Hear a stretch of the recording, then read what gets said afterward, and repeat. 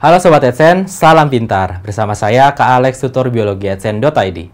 Dalam video kali ini, kita akan melanjutkan pembahasan materi mengenai virus.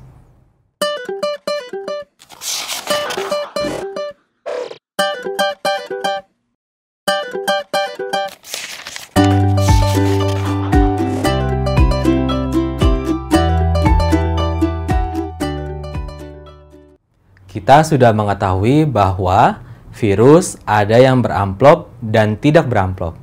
Nah, sekarang kita akan mempelajari reproduksi dari virus. Akan tetapi, untuk virus yang beramplop dengan yang tidak, mode reproduksinya agak berbeda. Kita mulai dari yang pertama, yaitu siklus reproduksi dari virus beramplop. Nah, kita ulang ya. Di sini ada virus dengan amplop. Nah, untuk struktur yang warna kuning, pembungkusnya ini yang kita sebut sebagai amplop. Nah, sudah disebutkan bahwa yang namanya amplop itu berasal dari struktur membran sel host atau inangnya. Nah, untuk bagian luarnya di sini, ini yang kita sebut sebagai apa? Sebagai spike, gitu ya, atau duri-duri. Yang fungsinya adalah sebagai dalam tanda kutip, tanda pengenal bagi si virus itu untuk bisa masuk ke dalam sel. Nah, penyusunnya apa? Umumnya adalah glikoprotein.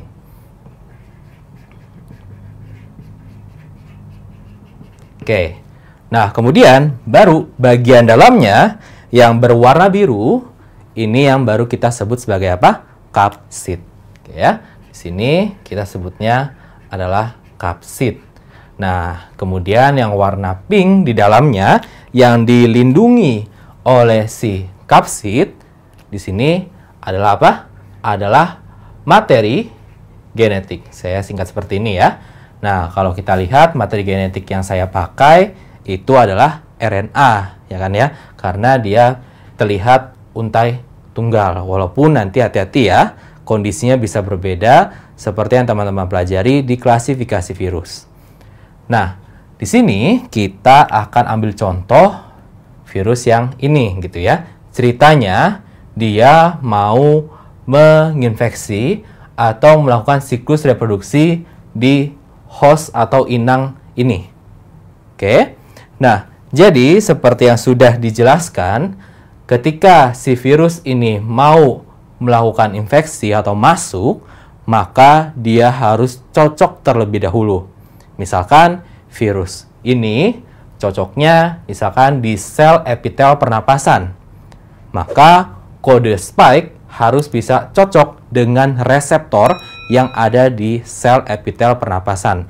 Jadi contohnya gitu ya, si sel ini punya reseptor misalkan ini. Gitu ya.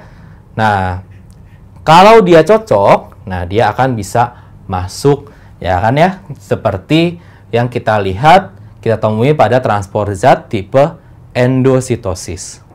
Nanti akan bergabung seperti ini.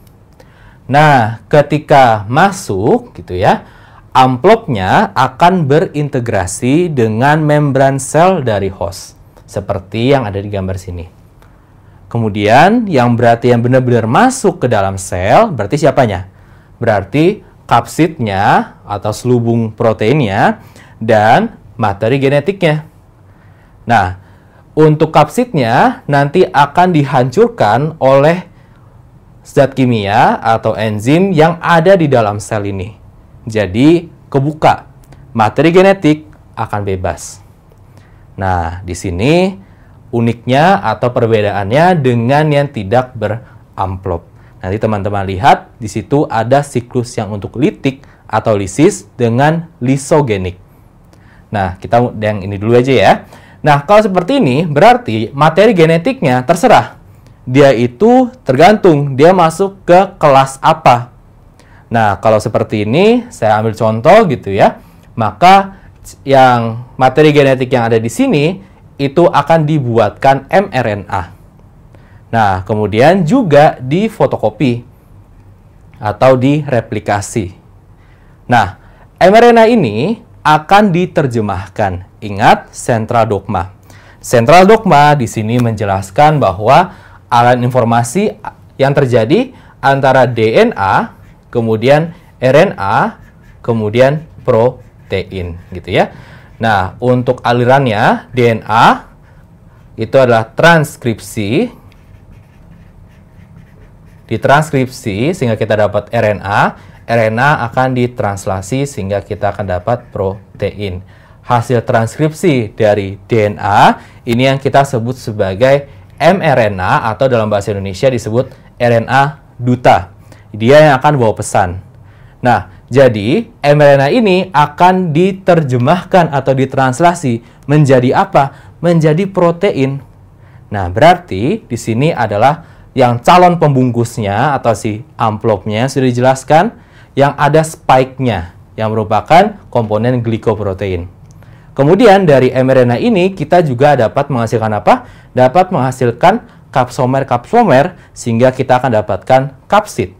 Sehingga kalau ini disusun dengan kopian dari si materi genetik yang masuk tadi, kita akan memproduksi kapsid dan materi genetik yang baru, yang persis sama dia. Ya kan? Kemudian dengan kantong ini, dia akan keluar secara eksositosis. Sehingga nanti si gabungan ini yang kita sebut sebagai nukleokapsid akan dibungkus dengan membran sel inang yang sudah diberikan spike. Jadi kita akan dapatkan virus beramplop yang baru.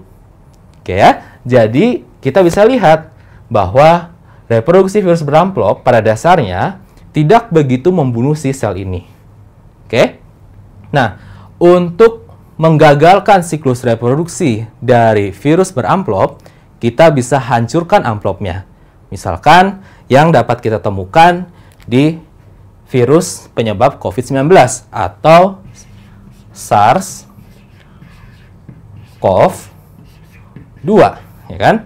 Severe Acute Respiratory Syndrome Coronavirus 2, gitu ya, yang akan menyebabkan COVID-19. Nah, tipe dari SARS-CoV-2 adalah virus beramplop. Kita tahu bahwa amplop dari virus tersebut berasal dari membran sel si inangnya. Berarti komponennya apa? Komponennya adalah fosfolipid, ya kan? Ada lemaknya. Nah, berarti salah satu cara untuk mengaktifasi atau menggagalkan proses ini, kita bisa hancurkan si membrannya dengan cara apa? Sabun, ya kan? Maka salah satu bentuk pencegahan dari penularan COVID-19 adalah mencuci tangan dengan sabun. Karena sabun ini bisa melarutkan amplop si ini. Maka kalau misalkan amplopnya hancur gimana? Ya udah, dia nggak bisa melanjutkan reproduksinya, ya kan? Dia nggak bisa masuk ke sel ini. Gitu ya. Jadi kita sudah paham tentang siklus reproduksi virus beramplop. Kita sudah mempelajari bagaimana virus beramplop melakukan reproduksi atau memperbanyak diri. Nah, sekarang kita akan mempelajari bagaimana virus tidak beramplop melakukan reproduksi. Di sini, mode reproduksinya sesuai dengan judul ada dua mode. Ada yang kita sebut sebagai lisis, kemudian ada yang kita sebut sebagai lisogenik. Nah, artinya apa sih? Konsepnya ini yang penting. Bahwa yang namanya lisis itu artinya dia melibatkan pemecahan. Jadi, lisis artinya pecah. Nah, sedangkan untuk lisogenik di sini terdiri dari dua komponen kata. Ada liso, kemudian ada genik. Nah, artinya apa di sini? Liso itu adalah belakangnya O, berarti sambungan dari lisis. Berarti di sini artinya pecah. Genik dari kata genesis yang artinya pembentukan. Jadi kalau kita lihat gitu ya, makna dari lisogenik itu bisa kita bilang akan pecah atau membuat pecah. Nah, sesuai dengan yang ada di diagram di siklusnya. Lisis melibatkan pemecahan sel inang. Nah, kalau lisogenik di sini ujung-ujungnya gitu ya, kalau kita lihat alirannya gitu ya. Nah, dia bisa masuk ke lisis. Makanya namanya adalah lisogenik. Untuk diagram kali ini kita ambil contoh virus tidak beramplopnya adalah bakteriofag. Yang artinya virus yang menyerang bakteri. Yang teman-teman sudah tahu bahwa bentuknya yang kita sebut sebagai kompleks. Yang terdiri dari kepalanya ikosahedral dan selubungnya yang helikal. Nah, jadi di sini kita tentu saja jika ada bakteriofag dan dia cocok gitu ya. Nah, pastinya si bakteriofag ini harus bisa menempel dulu di permukaan si sel inang atau host. Dalam konteks ini adalah bakterinya. Berarti tahapan yang dilakukan adalah tentu saja adsorpsi, yang artinya menempel. Ingat, pakai D, bukan pakai B, gitu ya. Kalau adsorpsi, Depok, nah artinya menempel pada suatu permukaan. Kalau absorpsi, pakai B, Bogor, gitu ya. Nah, berarti dia akan terserap masuk. Jadi bedakan istilah seperti itu. Bahaya sekali kalau teman-teman nggak bisa membedakan adsorpsi dengan absorpsi. Apalagi nanti akan banyak ditemui di sistem tubuh manusia. Kemudian setelah dia, si bakteriofag ini berhasil adsorpsi, maka apa yang dilakukan? Dia akan melakukan injeksi. Yang artinya dia akan memasukkan materi genetiknya. Tahapan injeksi banyak istilah lainnya. Misalkan ada istilah penetrasi. Atau ada beberapa yang menjelaskan ini sebagai tahap infeksi karena dia mulai masuk.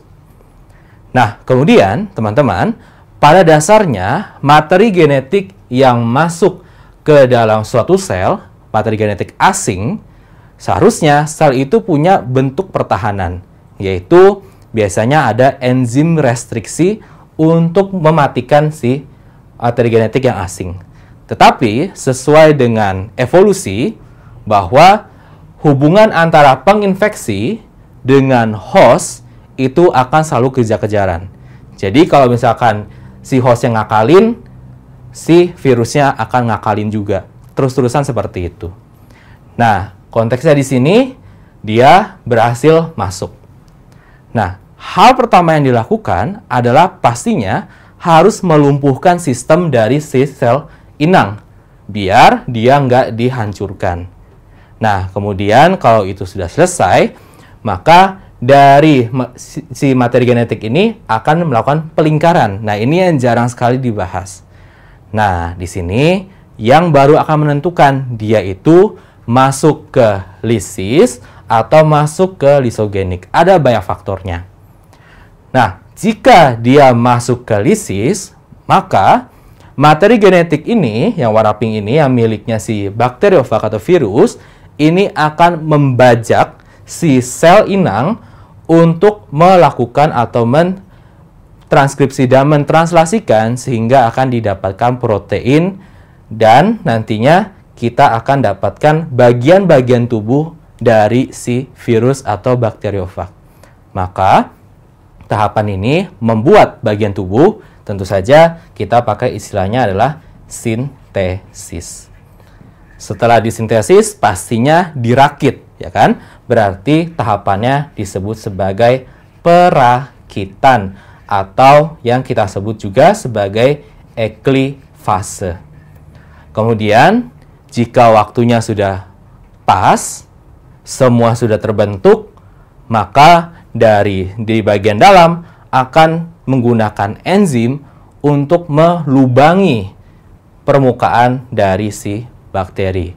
Ini yang kita sebut sebagai tahapan lisis atau pecah. Kemudian diulangi lagi. Nah, bagaimana dengan yang lisogenik? Kalau yang lisogenik berarti pastinya dimulai dengan absorpsi, injeksi, kemudian pelumpuhan, oke ya. Nah, bedanya di sini, kalau dia masuk ke lisis, dia akan langsung bikin dan merakit virus yang baru. Tetapi, kalau untuk lisogenik, materi genetik dari si virus atau si asing atau si bakteriofag itu akan berintegrasi atau bergabung dengan materi genetik si bakteri atau dalam konteks ini adalah hostnya. Maka gabungan dari kedua materi genetik ini dari sumber yang berbeda, ini yang kita sebut sebagai profag. Nah, dengan demikian, kalau seperti ini, kita lihat bahwa si bakteri ini masih bisa hidup. Yang ini, bakterinya mati. Karena masih bisa hidup, si bakteri ini akan melakukan duplikasi atau pembelahan diri. Jadi, ketika dia mereplikasi materi genetiknya, materi genetik dari si virus atau bakteriofag juga ikut di-copy. Ya kan? Nah, jadi akan semakin banyak. Jadi pertambahan di sini walaupun dia kayak mager gitu ya, nggak ngapa-ngapain, tapi dia akan bertambah karena bakterinya masih hidup. Nah, kemudian kalau kita lihat di sini, ada waktunya dengan sinyal tertentu, misalkan radiasi atau ada suhu gitu ya yang dalam titik tertentu, maka kondisi profag ini akan bisa melepas lagi, kemudian baru masuk ke lisis. Oke. Nah, kalau virus ini masuk ke lisis atau mode reproduksinya lisis, ini yang disebut sebagai virus virulen. Sedangkan kalau dia lisogenik, ini yang kita sebut sebagai virus temperat, gitu ya. Atau bisa dikasih kode lambda. L-nya bahasa Yunani. Oke. Nah, jadi kita sudah ada perbandingan reproduksi yang dialami sama virus yang beramplop dengan yang tidak beramplop. Yang tidak beramplop, di sini ada siklus reproduksi lisis dan lisogenik. Nah, Sobat Adsense, sampai di sini dulu video kelanjutan pembahasan materi mengenai virus. Sampai bertemu di video berikutnya, semoga bermanfaat. Salam pintar! Sekian Sobat Adsense untuk video pembelajaran hari ini. Sampai ketemu lagi di video belajar berikutnya. Jangan lupa aktifkan notifikasi untuk video terbaru kami ya. Sobat Adsense juga bisa mengunjungi adsense.id dan temukan ribuan video pembelajaran. Sampai jumpa Sobat Adsense, salam pintar!